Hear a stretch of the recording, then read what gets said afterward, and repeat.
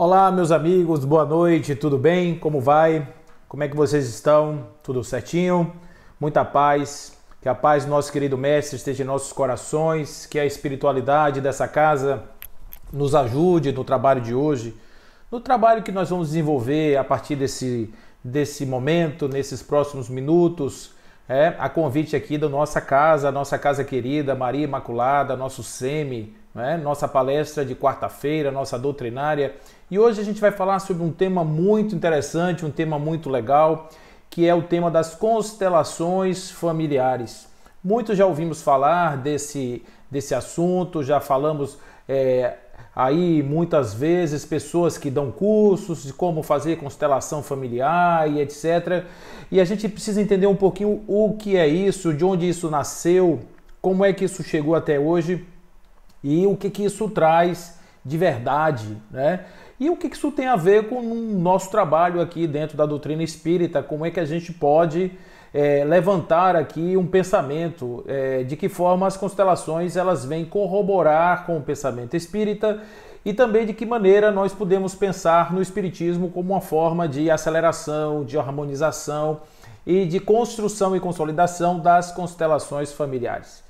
Eu sei que muitos de vocês convivem em família, todos nós estamos em família, afinal de contas é uma condição humana estarmos juntos em família, estarmos vivendo todos aqui no mesmo lugar, no mesmo locus, compartilhando uma casa, com parentes, amigos, e com isso a gente faz essa grande ambiência. E nós sabemos também das confusões que existem dentro da família. Afinal de contas, esse espaço de confinamento psíquico, ele é, em verdade, uma grande arena de relações que podem ser relações bem-sucedidas, relações que sejam fluidas e sejam também funcionais, e podem ser também relações muito complexas, relações muito devastadoras, desastrosas. E a gente tem muitos exemplos disso, né? Hoje em dia, quando a gente faz uma análise da questão do homem em sociedade, o que mais se tem hoje são esses exemplos de problemas na relação familiar, de como é que a gente se coloca desse jeito, vivendo assim em sociedade. Então nós estamos hoje falando sobre as constelações familiares, os chamados sistemas do amor. Não é? O que é isso? Né? Essa coisa. E aí a gente já vai trazer aqui o nome de uma pessoa, que é o Bert Hellinger, que ele é vamos dizer assim, aquele que foi o pesquisador, que deu origem a esse título, a esse tema, que nos trouxe muita experiência a respeito do assunto das constelações e que está aí agora trazendo para nós aí um conjunto sistêmico, amarrado, cheio de leis que vigoram, que imperam nas relações sociais. E a gente começa a pensar assim, família é uma estrutura, vamos dizer assim, sistêmica. A família é um sistema, né? Tem partes que se justapõem, que se interpenetram, tem partes que se influenciam mutuamente. A gente tem a família como um elemento que está aberto para a sociedade, recebendo os influxos da sociedade, atuando dentro do seu próprio psiquismo, sua própria dinâmica. Nós temos os componentes da família que também são sistemas. Cada pessoa isoladamente é um sistema aberto que recebe influências e que essas influências são mutantes, são mutacionais, vamos dizer, elas implicam em mudança, melhor dizendo, fazendo com que o indivíduo se modifique. E observe que um sistema, ele tem, imagine engrenagens que estão se modificando o tempo inteiro. Então você tem uma engrenagem que encaixa na outra, quando essa engrenagem muda a forma dos dentes, a sequência dos dentes, o tamanho, esse encaixe já não é mais do mesmo jeito. Aí vai gerar arranhões, é quando você passa uma marcha de um carro sem pisar na embreagem, dá aqueles arranhões, né? Principalmente os mais que estão começando. Então, é mais ou menos isso que acontece dentro de uma família. Você procura um espaço de harmonização, você procura um espaço de sinergia comportamental e chega num determinado momento em que essas pessoas estão abertas para o mundo, estão vivendo, estão amadurecendo, estão crescendo, o cérebro está se desenvolvendo, ele está no seu processo de elaboração de valores, de conhecimento, e com isso ele vai abrindo espaço para uma dimensão maior, uma dimensão do conhecimento, uma dimensão da percepção dessa pessoa, fazendo com que ele tenha aí a possibilidade, né, a possibilidade de modificar-se, como uma engrenagem que se modifica, essa pessoa também faz a sua mudança, faz a sua alteração. E com isso ela vai ser essa engrenagem que vai ter problema nos encaixes das outras pessoas. Existe uma coisa em família, que é uma coisa interessante, que é a teoria da conservação, a tendência da conservação, a necessidade de que as coisas mudem o mínimo possível para que essas mudanças, as pessoas, as variáveis, as circunstâncias mudem o mínimo possível para que não hajam esses desencontros. As resistências que às vezes existem nas mudanças pessoais do âmbito familiar são por isso. Porque a família, quando muda, a família é obrigada a acompanhar o ciclo, se adaptar ao novo, e com isso muitas pessoas saem do seu lugar de conforto, do seu lugar de tranquilidade, e isso faz com que elas resistam muito à mudança. Então a família está constantemente passando por esse ciclo de conflitos, de mudanças, de adaptações, de circunstâncias, e por isso o ambiente familiar é um locus de estudo hoje muito interessante para as patologias do psiquismo, as coisas da mente, a questão do comportamento, e também, claro, como o microcosmo do macrocosmo social, a família ela traz a possibilidade de você entender um pouco de como a sociedade está vivendo, como a sociedade está se desenhando. A partir do desenho da família, você tem uma extensão desse núcleo familiar, mostrando um pouco de como a sociedade se estruturou. Lá no passado, nós tínhamos famílias de aspecto mais conservador, onde as pessoas estavam mais rigidamente colocadas em suas caixinhas, as mutações eram muito mínimas e a força, ela de certa forma imperava para permanecer ali todo mundo dentro desse espaço de convivência, né? Esse espaço de equilíbrio. Todo mundo teria, então, portanto, que estar ali se adaptando e se submetendo àquelas circunstâncias. Com o advento da mudança na sociedade, em nome das liberdades, principalmente depois do final do século XVIII, século XIX, início do século XX, toda essa mudança que acontece na segunda metade do século XX, trazendo liberdades à mulher, individualidades mais preservadas, as minorias sendo reconhecidas, tudo isso faz com que haja um espaço para um novo arranjo familiar, aonde você tenha hoje múltiplas formas, mais variadas formas possíveis de composição daquilo que era chamado antes de uma família normal. Então, o que é uma família normal hoje é algo muito extenso. A família normal é uma família onde pessoas estão reunidas, mas essas pessoas com suas características pessoais, cada uma delas preservando a sua identidade, a sua individualidade, os seus desejos na medida do possível, e tentando esse grupo viver de uma forma tal que traga harmonia e saúde, porque nada mais importante para a saúde mental de um indivíduo do que a estabilidade e a regulação da sua família. Os parâmetros das relações com pai, com mãe, com irmãos, aquela coisa da sinergia, da troca dentro de uma família, isso realmente é algo que chama a atenção no estudo hoje das chamadas psicologias sistêmicas, que tem a família como espaço dessa descoberta, né? O espaço desse estudo, o campo desse estudo. Mas o que acontece é que, para além das relações humanas, pessoais, psicológicas, dessa coisa da projeção, do filho em relação ao pai e à mãe, a presença do pai, a presença da mãe dentro de uma casa, do ponto de vista da construção da chamada família, o núcleo familiar, pai, mãe, filhos, etc.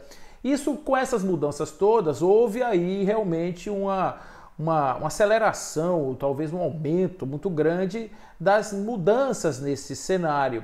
E isso, claro, está aí mostrando os seus efeitos, né? Muitas crises de ansiedade e tal apresentando. Mas para além dessas questões aí que nós já falamos, existem outras questões que estão no invisível, né? Que não são vistas, nem perceptíveis, não estão percebidas aí na observação mais superficial, que são as relações energéticas entre as pessoas, muito mais no campo do transpessoal, no campo do extrafísico, do que necessariamente nas relações do dia a dia.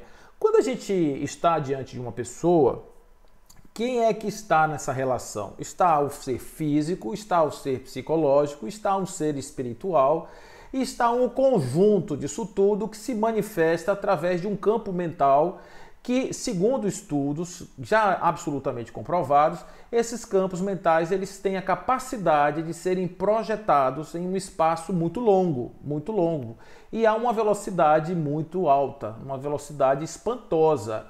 Então esses campos mentais, eles chegam na frente das percepções dos olhos, eles chegam na frente das palavras, eles chegam na frente dos afetos, eles chegam na frente de muitas coisas que são para nós o campus da relação, né? Mas esses são invisíveis, nós não sabemos como isso funciona, nós não temos ideia de como é que isso se dá, a gente só tem percepções dessas relações energéticas quando a gente se sente bem ou mal diante de alguém.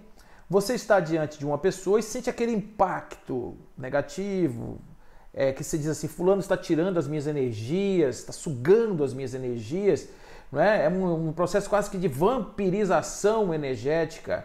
Por outro lado, você tem pessoas que te elevam, pessoas que te dão paz, pessoas que te dão tranquilidade. Isso você não consegue explicar por quê. Muitas pessoas falam, isso deve ser coisa de vida passada. Não necessariamente, gente. Olha, esse negócio das afinidades como vidas passadas, não é necessariamente, sistematicamente isso que acontece todas as vezes. Em verdade, o que acontece na maioria, talvez na totalidade das vezes, é que há aí uma confluência de frequências energéticas que se justapõem, que se interpõem de forma harmônica. E por isso nós encontramos, né, de uma maneira muito legal, de uma maneira muito interessante, esse campo novo de exploração da relação interpessoal, olhando para além do físico, olhando para além das regras sociais e das nossas, vamos dizer assim, normas, nossos protocolos de comunicação e conduta que nós usamos frequentemente no seio familiar e também fora dele. Bom, então esses campos mentais, eles estão justificando aí muito das nossas questões que hoje estão sendo exploradas dentro desse assunto chamado de constelação familiar. Então, para entendimento disso, a primeira coisa que a gente tem que pensar é que, como campo de energia, nós estamos dentro de um grande ambiente chamado família, que Bert Hellinger vai dizer que muita gente julga que o amor, que tem o poder de superar tudo, que é preciso apenas amar bastante e que tudo vai ficar bem. Mas é preciso, ou para que o amor dê certo, é preciso que exista alguma outra coisa ao lado dele. É necessário que haja o conhecimento e o reconhecimento de que existe nessas relações familiares aquilo que ele chama de ordem oculta do amor. Né? Ordem oculta do amor. O que é essa ordem oculta do amor? São justamente esses conjuntos dessas dinâmicas invisíveis que estão para além dos olhos, que estão para além das nossas percepções e que com isso nós conseguimos entender, quando avançamos aí, entender um pouco melhor o porquê das coisas estarem acontecendo daquele jeito dentro de uma família. Certa feita eu estava na casa de um amigo e ele comentava a respeito de um irmão, de uma pessoa ligada a ele, que estava já há um tempo sem falar com ele, né? Já há muito tempo. E ele tinha problemas e não estava pedindo ajuda. Ele não era aquele perfil, me ajude, eu estou precisando de ajuda. Não, era mais aquele orgulhoso que fica mais na sua, que segura mais a onda. e que sofre muito e que a vida realmente é muito desgastante, é cheia de problemas. Antes dele comentar isso comigo, nós falávamos sobre essa coisa do sistêmico, né, do ambiente sistêmico da família, e eu comentei para ele das constelações. Você conhece as técnicas da constelação? Eu disse, não. O que é isso? Eu vou explicar. A constelação familiar, essa coisa da energia, fui explicando para ele que as pessoas ocupam lugares dentro desse sistema. Esses lugares eles têm que ser mantidos, eles precisam ser honrados, eles precisam ser valorizados e reconhecidos. Quando você mexe nessa estrutura e você altera a dinâmica natural de uma ordem de relação familiar, você cria consequências que vão reverberar em pessoas, muitas vezes em descendentes de gerações futuras, que nem sequer tomaram conhecimento dos problemas que eles vão trazer, e com isso você entende certas coisas que estão acontecendo no agora. Não é necessariamente uma visão de encarnação espiritual, segundo assim preferem os consteladores, levar mais para o lado dos campos mentais, do psiquismo, etc., do que trazer na explicação mediúnica, mas também tem, claro, muito da implicação espiritual dentro desse processo e coisas que a gente vê regularmente nas reuniões mediúnicas, acontecendo as comunicações, as revelações, as influências dos espíritos sobre os encarnados, questão 425 do Livro dos Espíritos, não é? Nós temos 459 do Livro dos Espíritos, nós temos ali a influência constante dos espíritos em nossas vidas, né? Então isso tudo vai fazendo com que a gente comece realmente a ver que as constelações estão trazendo para o âmbito científico, para o âmbito mais da razão, aquilo que nós já falávamos um pouco atrás sobre as influências espirituais. Os espíritos interferem na nossa vida muito mais do que você imagina, de ordinário são eles que vos dirigem, assim está lá nessa nossa questão. Então, quando a gente olha aqui agora essa estrutura, de onde vem isso? Como é que a gente pode entender melhor? Então, o Dr. Rupert Sheldrake, que é um biólogo que trouxe essa teoria dos campos chamados campos mórficos, que depois se deriva para uma outra teoria que é dos morfogenéticos ou da morfogênese, para a explicação das formas, os campos mórficos são campos de informação. Tudo no universo, tudo na matéria, tudo na construção daquilo que você possa perceber é informação. Informação porque tem conteúdos mentais, tem conteúdos de mente que escolhe, que cria, que elabora, que mantém, através de fluxos mentais com desejos que são informações como o mais perto possível do chamado verbo, né? Aquilo que é o verbo. O verbo é informação que cria, que mantém, que estrutura, né? E quando ele é divino, então aí que ele tem esse poder mesmo. Mas você imagina que o campo de informação, esse campo grande de informação, ele está estruturado em campos que são menores, que estão englobados em campos maiores, que por sua vez estão inseridos em outros campos de maior ordem, e vai se formando essa grande constelação de campos que se interpenetram, que se relacionam, que se justapõem, que tem fluxo de informação para lá e para cá. Então olha aí, você vê uma figura como essa, a gente vê o psiquismo individual, a mentosfera individual, nós temos a chamada mentosfera ou psicosfera da família, da cidade, do país, do continente, do planeta, do universo, tudo aí inserido nesse grande campo de informação, fazendo com que a gente tenha que entender que nós não estamos sozinhos. Quando a gente pensa, quando a gente elabora, a gente está inserindo o nosso desejo, o nosso querer em um grande campo de informação, esse grande campo mental, né? Esse grande pensamentosfera aí, né? Como vão dizer os nossos queridos amigos espirituais, para que a gente possa então entender o que é pensamento versus realidade objetiva, né? Então isso a gente já sabe que pensar bem traz saúde, pensar bem traz equilíbrio no corpo, traz felicidade, pensar positivo traz concretização, pensamento quântico, como se diz hoje, não é um pensamento de desejo, é um pensamento de realização de coisas que já estão efetivamente realizadas. Não é? Quem faz uma oração chamada oração dentro desse pensamento não pede, agradece pelo fato do realizado. A coisa materialmente não aconteceu, mas a mente já está projetando a realidade objetiva, agradecendo por aquilo ter acontecido.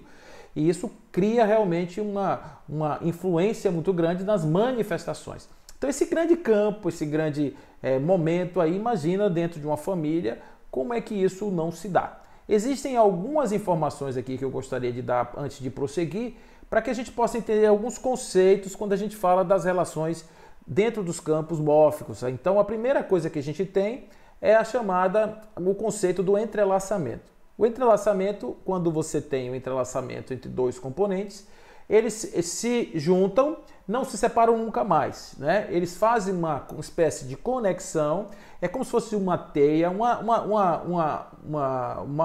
talvez a melhor comparação seja aquela coxa cheia de pedacinhos, né? Aquele patchwork que você vai montando aqueles pedacinhos de pano, que você vai montando aquela grande coxa, né? de panos, de retalhos. Então, esse seria mais ou menos isso. Então, quando você vai formando o entrelaçamento, aquilo há uma conexão.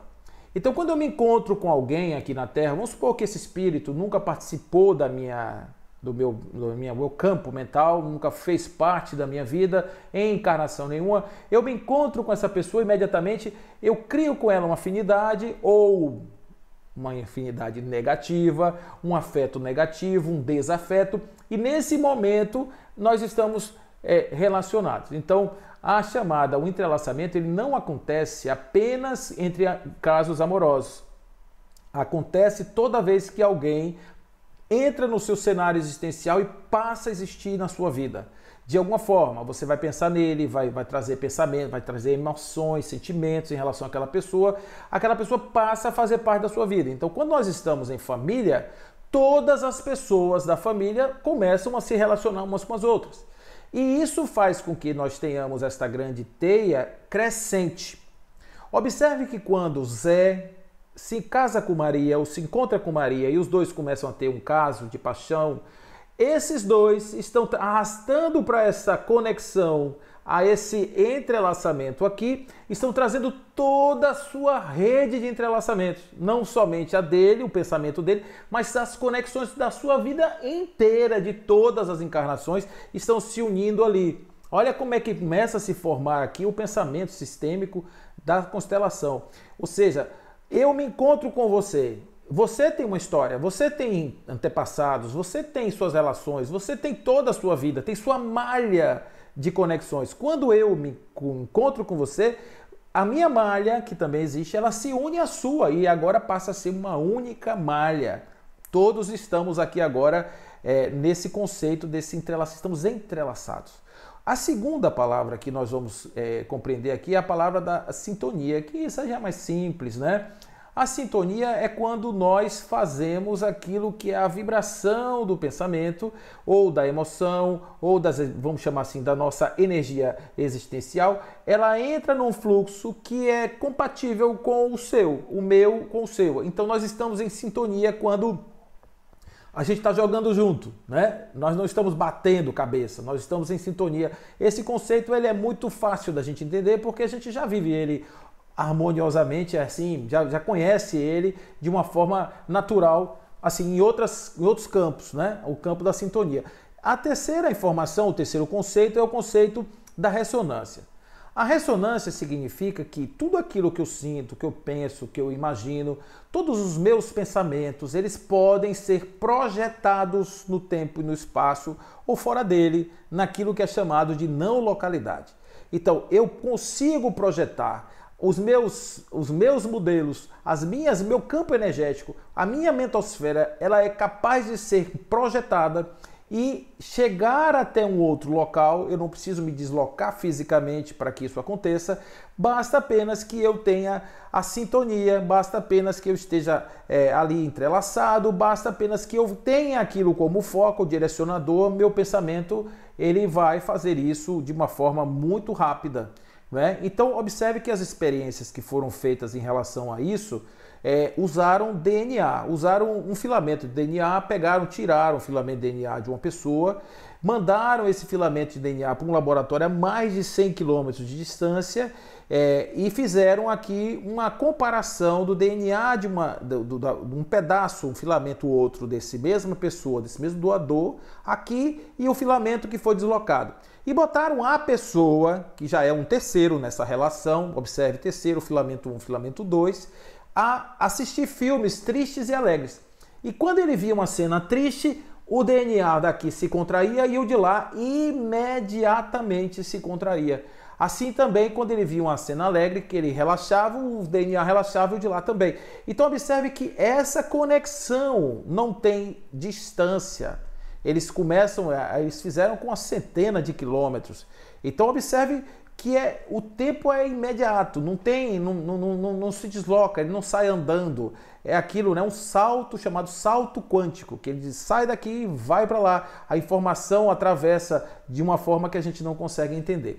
Se vocês estão percebendo isso do ponto de vista de um filamento de DNA, imagina os pensamentos que nós temos com ódio, com raiva, esse tipo de coisa. Muito complexo.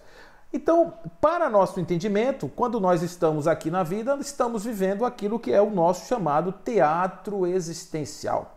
Por que eu estou usando essa expressão? Justamente porque foi no psicodrama, foi no estudo das relações através das pessoas ocupando papéis em um cenário falso, fictício, projetado, imaginado, do ponto de vista de um campo terapêutico para as chamadas terapias de grupo, né, as terapias sociais que eram realizadas pelo Bert Hellinger. Ele começa a perceber que as pessoas, quando iam para os papéis que não eram papéis seus, mas papéis de outras pessoas, mas quando eles iam para aquele lugar, assumir aquele papel, eles começavam a sentir e a projetar coisas como se fossem de fato aquelas pessoas. E às vezes pessoas que eles nem conheciam. Era como se houvesse ali, naquele espaço que estava sendo desenvolvido, houvesse ali um campo para o desenvolvimento ali dessas percepções mentais daquilo que ele chamou de constelação, um campo para a constelação familiar. Então a gente vê que realmente essa coisa do campo, da projeção do pensamento, dos chamados entrelaçamentos, da ressonância, que Rupert Sheldrake chamava de ressonância mórfica, que ele chamava isso, ele vai usar a ressonância como uma forma de replicação do comportamento. Se você repetir o comportamento muitas vezes em um grupo grande, estender esse comportamento vai cada vez mais contaminar pessoas que não tem nada a ver com aquilo, mas vão sentir aquele impacto e vão ser beneficiados se for um pensamento positivo. Assim também, quando a Terra não está muito bem, quando a Terra está passando por distúrbios, como nós agora estamos passando por um grande ajuste, eu diria, nós estamos passando por um grande movimento, onde existem forças que estão medindo a sua capacidade para ver quem impera no mundo, qual o novo sistema mundial. E claro que isso tem implicações muito sérias, porque está mexendo no psiquismo das pessoas, destruindo muitas vezes, mercadejando com a morte, com a violência, e isso cria uma psicosfera mundial favorável para o que está acontecendo aí. Nós não estamos sendo castigados, estamos apenas tomando a chuva dos pensamentos que projetamos para a psicosfera da Terra. Está indo, condensando e descendo, influenciando todos nós, com pensamentos negativos, com a mortificação da vida, com uma série de coisas que são muito ruins, derivadas justamente dessa má conduta do pensamento humano. Então, dentro do ambiente familiar, cada pessoa, né, que está vivendo na sua constelação, a gente começa a ver que essa constelação familiar ela pode ser projetada para um set terapêutico, onde o terapeuta pode, através do uso de personagens, compreender o que de fato estava acontecendo na família. Quem eram as pessoas que não estavam ocupando seus papéis? Quem eram as pessoas que estão no lugar errado? Por que aquela pessoa está agindo dessa maneira? Por que de repente a pessoa não olha para o outro? Por que há tanta dificuldade naquela relação? E a gente vê que tudo isso, na verdade, precisa ser corrigido, porque nós erramos muito. Nós não vivemos, nós não somos instados a agir na perfeição da nossa conduta. Ordinariamente, nós fazemos tudo muito diferente do que nós podíamos fazer. Nós guiamos nossa vida muito mais pelo egoísmo, pelo orgulho, pela vaidade, do que necessariamente pelos imperativos espirituais, do amor, da caridade, da fraternidade universal. Não. E por esse motivo, nós colecionamos muitas distonias familiares. São pessoas que são abandonadas, são pessoas que são negadas, são pessoas que morrem e que são esquecidas, pessoas que são largadas em vida ainda, né? Então são esses apartamentos, essas separações forçadas, muito bruscas que acontecem na vida, que levam as pessoas muitas vezes a criarem regiões de pensamento complicadas para essa experiência, né? Essa experiência da constelação. Né? Você começa a entender um pouco, olhando a sua família, onde é que os enroscos estão. Mas, às vezes, isso não se pode ser percebido, porque estão em relações que não foram bem construídas. Por esse motivo, Bert Hellinger traz na obra que ele construiu uma série de recomendações, de observações que ele vai chamar de leis de amor ou leis do amor. As leis do amor são aquelas que imperam, que vigoram e que não são assim medidas no microscópio.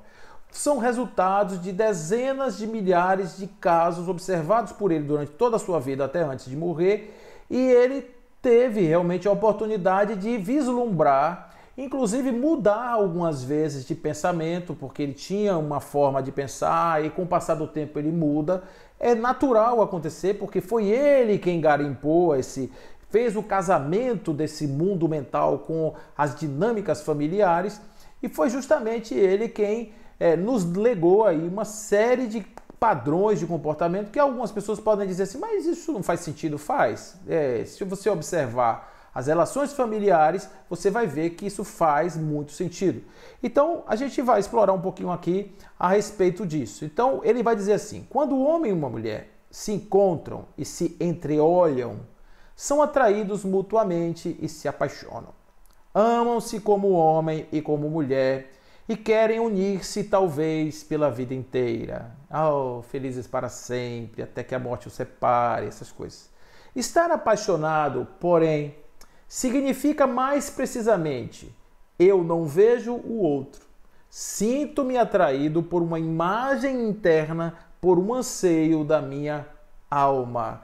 Olha que ele começa logo amaciando nossa carne, dizendo, tome cuidado, porque quando a gente estiver falando de relação, a gente precisa compreender que relação tem muito a ver com a questão de como eu me relaciono com a pessoa, o que eu espero dessa pessoa, o que eu quero que essa pessoa me dê, o que é a minha carência, como é que eu construí a minha carência, como é que eu posso, de certa forma, nivelar a minha expectativa em relação ao outro. São fatos que, do ponto de vista sistêmico, hoje analisados sob a ótica das dinâmicas pessoais, das dinâmicas familiares, explicam muito das distonias das relações de casal, por exemplo. Porque uma pessoa se casa com a outra, imagina, me faça feliz, você vai me fazer feliz. Como assim, cara pálida? Não tem espaço para isso. A pessoa não pode ser realizada em termos de felicidade por um outro. A pessoa precisa ter, de uma maneira sua, condições precípuas para o desenvolvimento da felicidade, e o outro é um detalhe que é uma espécie de catalisador, é uma espécie de condição importante, mas não a condição essencial. Porque ninguém faz ninguém feliz se a pessoa não se permitir ser feliz. Se a pessoa não estiver aberta à felicidade, não construir seus elementos de felicidade, ela não vai ser feliz. É uma mágica a gente imaginar no mundo do tão distante, lá no mundo do faz de conta, que uma pessoa, um príncipe encantado, vem com um cavalo, aí solta daquele beijaço na princesa que está adormecida no sono profundo da desesperação, aí de repente vem o príncipe e dá um beijo e ela acorda para a vida e vão viver felizes para sempre naquele bosque lindo cheio de coelhinhos. Isso não existe. Né? Porque, na verdade, o que acontece? Você tem o amor, claro, existe o amor é lindo. Existe a paixão, claro, a paixão também é maravilhosa. Mas existem também expectativas, que quando um faz uma expectativa, imagina Você me tirou da casa da mamãe, ou você me tirou da casa do papai, ou então você me prometeu que seria assim, você era assim, agora você é assado, você gostava de ir comigo pro jogo com os amigos, agora você não quer mais nem me deixar ir pro jogo dos amigos.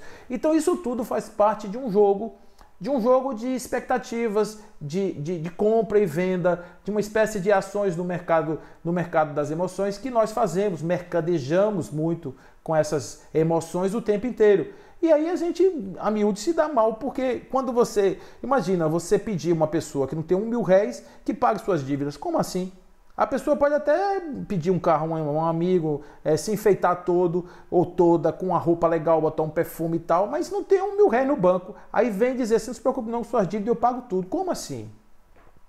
Aí a pessoa se casa e de repente chega lá e diz assim, agora veja bem, eu não tenho estabilidade emocional para poder aguentar essas DRs, eu não consigo. Aí imagina, a pessoa chega lá, eu quero desabafar. Não vai desabafar não, porque meu dia está muito horrível e eu não tenho mais ouvidos para te ouvir. Então, aí não tem como dar certo, né, gente? Você concorda comigo que esse negócio não funciona? Então, é justamente por conta disso que Bert Hellinger vai nos posicionar em relação à questão de família, tá certo? Porque isso não só é em relação a marido e mulher, né? A relação entre pais e filhos, mas a relação, sobretudo, que envolve os grandes clãs, envolve sogra, envolve cunhado, esse povo todo aí que a gente vive fazendo piada e dizendo que as coisas não dão certo, esse povo também faz parte disso, tá certo? E é importantíssimo que a gente entenda isso, né? Pra gente depois não estar passando necessidade aí por conta de relacionamento. Então a primeira coisa que a gente precisa entender é o que ele chama de lei do pertencimento. Pertencer à nossa família é nossa necessidade básica. Esse vínculo é o nosso desejo mais profundo. A necessidade de pertencer a ela vai além até mesmo da nossa necessidade da sobrevivência.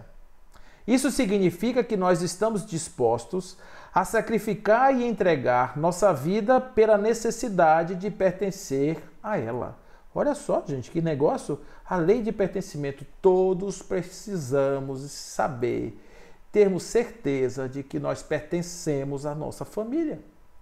Então, uma família que me abandona é uma família que não está cumprindo uma lei do pertencimento. Ou seja, quando eu estou fora do ambiente da constelação, eu sou um planeta ligado energeticamente a essa constelação, mas eu estou em distonia com essa constelação. Significa dizer que enquanto eu não voltar para o meu lugar aqui dentro, essa constelação não vai funcionar direito, porque está faltando um pedaço. Percebe? Qual é o efeito dessa lei? É que quando há exclusões, há desarmonia. Esse é que é o nome da brincadeira. Portanto, o que existe é ninguém pode ser excluído de uma relação familiar. Uma vez inserido, não mais excluído. Percebe? Então isso é interessante, porque muitas pessoas têm marido e mulher, aí separam, tem filho, aí aquela estrupícia manda para o espaço e não inclui, às vezes faz alienação parental com os filhos, para os filhos nunca mais falarem com o pai e com a mãe. Que tolice! Isso não existe, né? Porque isso, na verdade, é apenas uma contravenção de uma lei observada de que, uma vez inserido, uma vez conectado, nós não nos desconectamos. Vamos pensar espiritualmente? Por que nós encarnamos? Por que aquele espermatozoide foi aquele que fez aquela fecundação ali? Porque justamente existem imantações, existem atrações dentro daquilo que eu falei. Há os entrelaçamentos, a sintonia, e nesse momento aí existe o quê? A ressonância, a conexão, e aí há o encontro espiritual. Quando as pessoas estão preparadas para reviver, preparadas para se recuperar, aquele momento, na primeira oportunidade que existe, o espírito reencarnante vai para junto daquele com o qual ele precisa se refazer. De cara, uma dica: não pensem que você entrou pela janela ou pela chaminé na casa de seu pai e sua mãe. Isso não ocorreu.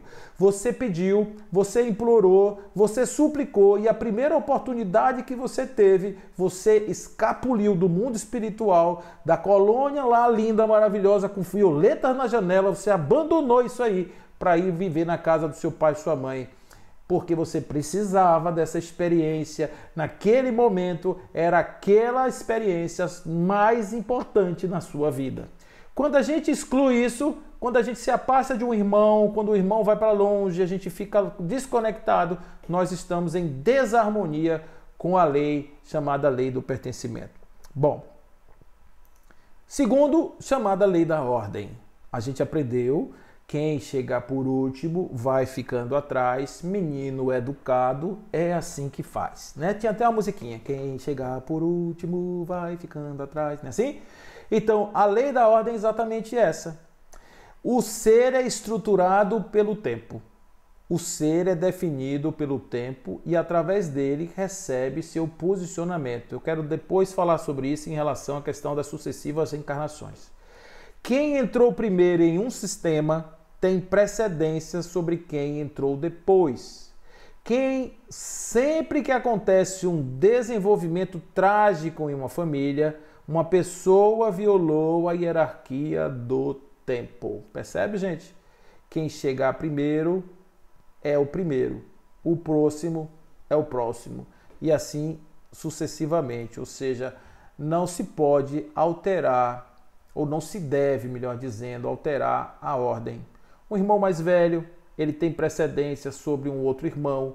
Quando a gente está dizendo isso, Bert Hellinger chega a dizer que se você for fazer uma mesa, se você for distribuir uma comida, você deve reconhecer essa ordem, todos aceitarem essa ordem, porque a ordem de chegada da pessoa naquele lugar faz toda a diferença. Aí você me pergunta assim, mas em outra encarnação, se aquele outro lá atrás foi um bisavô e o outro foi o filho desse bisavô e agora eles aparecem, ele como irmão mais velho e o outro como irmão mais novo, lá atrás aquele que é o irmão mais novo não tinha precedência por seu bisavô?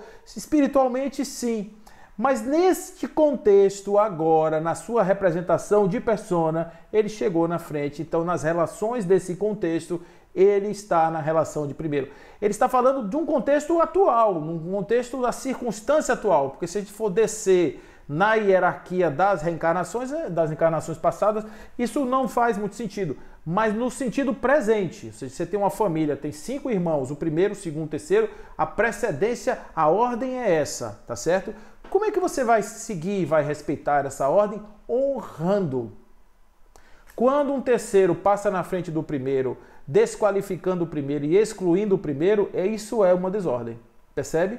É uma desordem. O lugar precisa ser honrado. A pessoa pode ter defeitos, a pessoa pode não trabalhar, a pessoa pode... mas o lugar dele, não é ele, a pessoa que você tem que botar, meu Deus, não é isso, gente.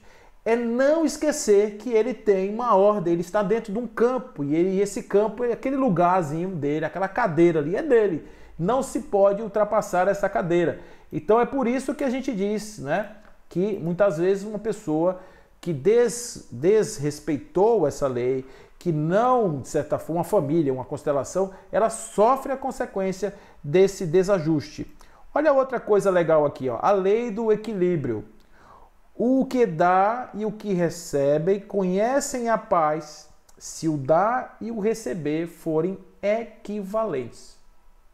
Nós nos sentimos credores quando damos algo a alguém e devedores quando nós recebemos. O equilíbrio entre crédito e débito é fundamental nos relacionamentos. Isso aqui, Bert Hellinger, ele bate bastante, ele fala muito nisso, porque hoje em dia, né, que você tem mais ou menos uma equidade na distribuição de tarefas dentro de uma casa, por exemplo, na manutenção de uma família. Isso é muito importante porque existe sim, claro, essa coisa do dar, mas não é só dinheiro, não é só grana, é dar tudo, é dar o cuidado, é dar o carinho, é dar a atenção. O que ele diz? Quando alguém dá para alguém que não tem condição de retribuir, este que dá e fica numa posição de superioridade em relação a esse. Percebe?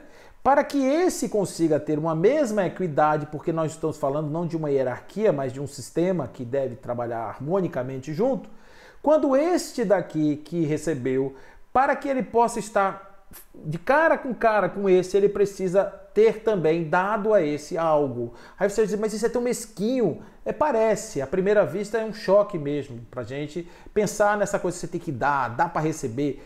Não é você dar para receber. Você dá. Agora o outro que recebe, ele também precisa devolver. de alguma forma, né? De uma forma que ele consiga estar na relação de uma maneira equilibrada, porque quando existe o desequilíbrio, da mesma maneira que em outras circunstâncias, também aí vai ter a cobrança, vai ter a sensação de superioridade, que o outro é menor, que etc e tal. Isso pode causar desequilíbrio na relação, pode causar um desequilíbrio aí no sistema, pode não ser uma coisa muito agradável.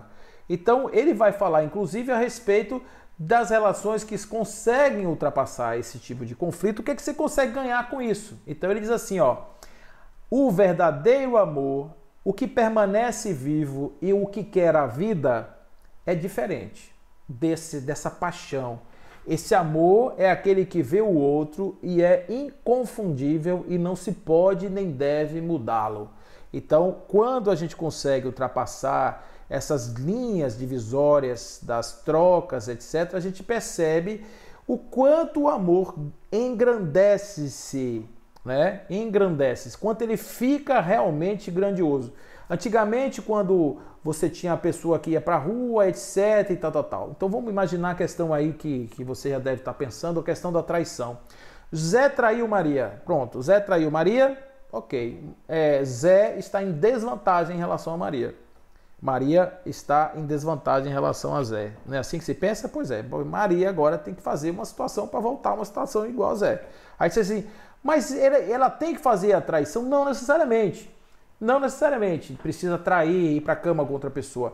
Mas algo em Maria precisa ser modificado para que Maria volte a uma posição de equilíbrio em relação a João ou a José. Esse equilíbrio aqui, tá certo? Ele faz parte dessa primeira rasteira relação. Quando essa relação está resolvida e que o casal entra em harmonia, ganha aquele espaço lá do amor para todo tão distante, para todo sempre, que até que a morte os separe, aqueles velhinhos, quando você vê ali perfeitos, vivendo de namoradinho, depois de 70 anos de vida, é mais ou menos esses caras que ultrapassaram as fronteiras desse tipo de troca de poder, de espaço de poder numa relação. Então, todo encontro com uma pessoa torna-se um encontro de destinos que atuam por trás do outro e por trás de mim. Olha o que eu falei para vocês, eu estou dizendo que quando eu me caso com alguém, eu me caso com a mãe dela, com o pai dela, com o avô dela, com a avó dela, com o tataravô, com toda a geração para trás. Eu não posso, em hipótese nenhuma, excluir isso da minha vida. Quando a mulher casa comigo, se casa com toda a minha história, com tudo que está por trás aqui, ancestrais, do lado, irmão, mãe, tudo. Então esses negócios de dizer, romper, não quero falar com sua mãe, não quero família, separar, essa coisa que a gente tem, que vê aí muito de pessoas que querem dividir família, que não são de família, principalmente quem não bebeu dessa fonte, não tem o hábito, não gosta de família, não gosta dessa coisa pegajosa da família.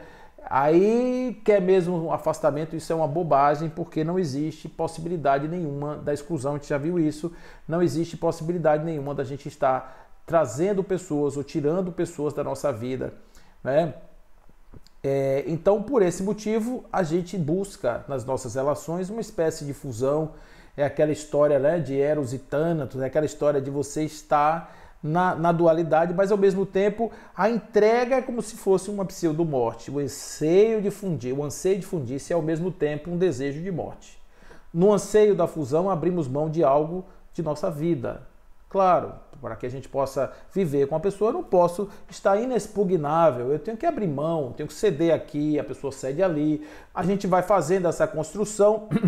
Não é de se estranhar que algumas pessoas apaixonadas dessa maneira queiram morrer juntas, né? Porque quando se fala morrer junto, não é me leve, não é isso, é aquela coisa das pessoas que querem passar a vida inteira e quando chegar o momento, partirem juntas, caminhar, já que caminhamos juntos tanto, vamos caminhar junto aqui para frente. O amor é construído, amor não desce do céu, o amor não brota no coração do nada, é construído, é mantido, é regado, é estimulado, tem que ter cuidado, tem que ter atenção, a pessoa tem que se dar, a pessoa tem que se doar, a pessoa tem que se esforçar. Quem se encosta na parede esperando que o amor seja uma peça monolítica que dura o resto da vida, vai quebrar a cara, vai perder a chance de viver uma relação amorosa. Quem não respeita essas dinâmicas familiares vai perder a oportunidade de viver. Eu vejo muitos pais que sacrificam seus filhos por conta da ignorância, por conta daquilo que ainda é do seu barbarismo interno. E eu fico pensando o que essas pessoas pensam da vida, porque eles estão machucando, destruindo um futuro, uma relação do futuro que vai cair sobre eles, não tenha dúvida nenhuma. Não faça do seu filho uma arma, a vítima pode ser você. E ele também, claro, coitado, porque ele será o resultado da patologia familiar, será o filho que vai ter um problema lá qualquer. A gente conhece alguns casos bem graves de pessoas cujos filhos refletem as patologias da família, do problema da família, das distonias do pai e da mãe, da relação mal vivida, da coisa mal resolvida. Isso realmente tem impacto, não duvidem disso, porque isso hoje está por trás de muitas situações complicadas, né? Então, aqui a gente continua. O relacionamento a dois é um sonho, diz Bert Hellinger. Todos estamos inseridos em um campo, em uma família maior. Aqui a gente vai fazer coro com a doutrina espírita, né, que nós vamos ter lá na questão 773, 774 de O Livro dos Espíritos, aquilo que já está também lá na questão 205 e algumas próximas, falando a respeito dos laços de família, aqui no capítulo 7, especificamente na parte terceira das leis morais. Então, nesse campo especificamente, nós fazemos parte de uma família de encarnados, somos uma grande família de desencarnados em busca da grande harmonia universal da família, da chamada família para sempre, da família espiritual, dessa grande família harmônica, da união, da fusão dos seres. É essa família grande que nós estamos caminhando e para isso temos que aprender a amar. Amar é para isso que nós estamos na família. É para isso que nós temos pessoas tão contrárias. É para isso que nós estamos diante de pessoas tão difíceis. É por isso que nós estamos juntos. Nunca vão poder existir pais certos para nós além daqueles que temos. Aí vai nos dizer Bert Hellinger. Ou seja, não ache que o seu pai, que a sua mãe, que os seus irmãos, que a sua casa não presta, não é boa. Não é verdade. A sua casa é a melhor casa, o seu pai, mas você diz, Paulo, mas meu pai me bateu, meu pai bebia, meu pai é uma pessoa horrorosa. Era, mas não esqueça que ele tem um lugar. Foi essa pessoa que um dia, sóbrio talvez ou até não, resolveu lhe chamar para você vir para a Terra, viver uma experiência da encarnação. Foi essa pessoa que doou os seus genes para que você tivesse um corpo. Foi essa pessoa que generosamente abriu espaço na sua agenda para dizer é hora de chamar um fulano para descer, para vir viver uma vida aqui na Terra. Por isso, não esqueça disso. Você só existe porque essa pessoa lhe desejou. Ou pelo menos ajudou a você chegar aqui de alguma maneira, direta ou indiretamente. Então essa pessoa precisa ser honrada como sendo a fonte da sua vida. A mesma coisa a mãe. A mãe também. A mãe é aquela que botou um útero, deixou ali com toda a dificuldade do mundo, que todo mundo passa, todo mundo tem, e que pariu aquela criança com dor, com sacrifício, que deu um leite, ou simplesmente botou no mundo simples assim. Então, se nós olharmos do ponto de vista da ordem, da constelação, quem é a mãe? A mãe é aquela por cujo corpo nós conseguimos chegar aqui na Terra para viver a vida. Se estamos vivos, só por conta desses dois inicialmente. Depois por nossa conta, por conta de amigos, de ajuda. Mas inicialmente, se não houvessem esses dois, eu não estaria aqui. Se eu tenho um momento feliz na minha vida, esse momento feliz só foi possível porque lá atrás alguém me permitiu estar aqui para que eu vivesse a minha vida e eu chegasse no lugar que eu estou. Outra coisa importante para a gente não esquecer. Eu sou o que eu sou hoje, resultado de uma vida difícil. Se minha vida fosse fácil, eu não quero dizer que eu fosse melhor. Eu poderia ser muito pior. Eu poderia ter tido oportunidades muito grandiosas e o meu espírito, já acostumado com a fleuma, acostumado aí com a moleza, poderia se deitar em berço esplêndido, viver mais uma vez uma encarnação perniciosa, perdida, cheia de erros. Ao passo que quando eu fui colocado num ambiente mais, como se diz hoje a linguagem, né? A linguagem é ótima, ácido. Eu adoro essas expressões assim, politicamente corretas. Ácido. Ácido no meu tempo era ácido sulfúrico. Você botar uma pessoa desaparecia. Agora o ácido é a pessoa que é intensa, etc. É ácido. Então você bota essa pessoa hoje dentro de um ambiente ácido, essa pessoa fica mais esperta. E você vai dizer, mas ela sofre muito.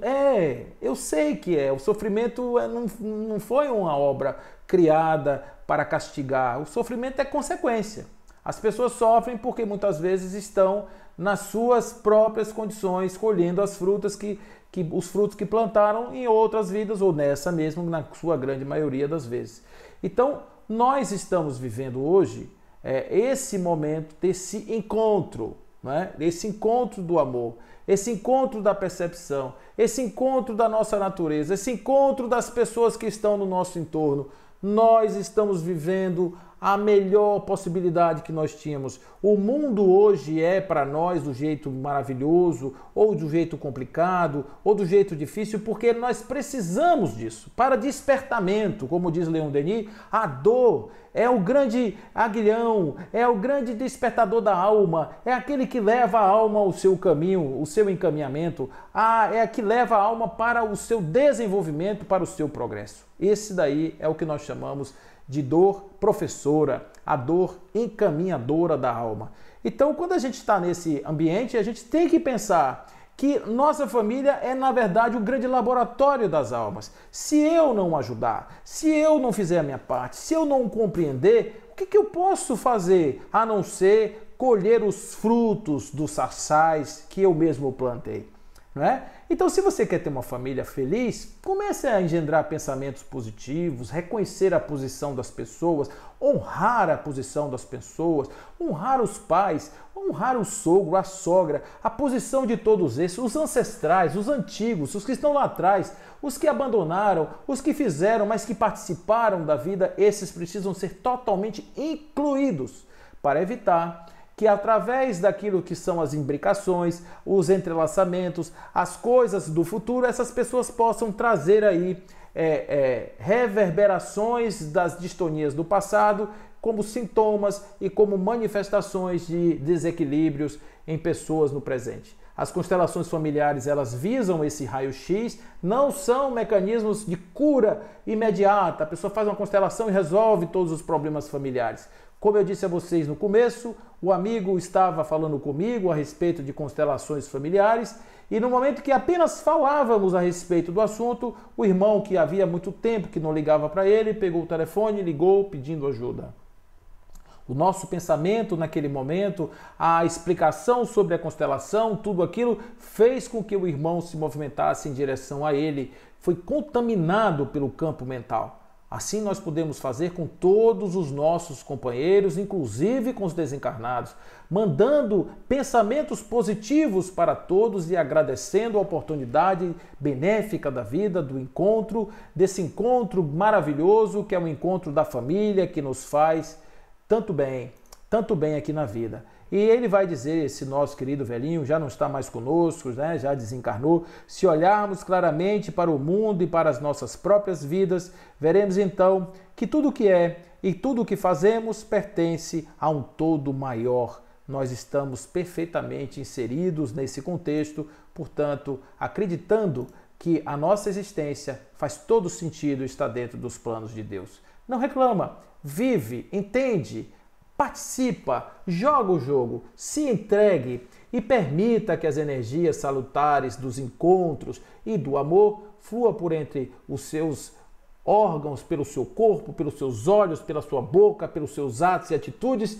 Corre atrás e faça realmente uma vida algo digno de um espírito que ganhou uma oportunidade de ouro de evoluir através dos passos da carne, que são muito aceleradores do espírito e que agora estão aí prontos para descobrir os segredos das relações e viverem vidas felizes, harmoniosas, produtivas, com alto grau de evolução, que é o que todos nós queremos. Viva a sua vida, agradeça ao Pai Celestial, olha para a sua família, molha cada margarida dessa, porque são elas, essas margaridas, que vão enfeitar a sua estrada iluminada do futuro, e no presente são essas que vão te trazer o restabelecimento das distonias do passado. Fiquem com Deus.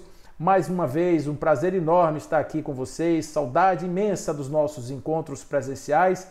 Vamos em breve estar juntos, mas por enquanto nas ondas da internet, mas sempre juntos. Fica com Deus, um grande abraço, tchau, tchau.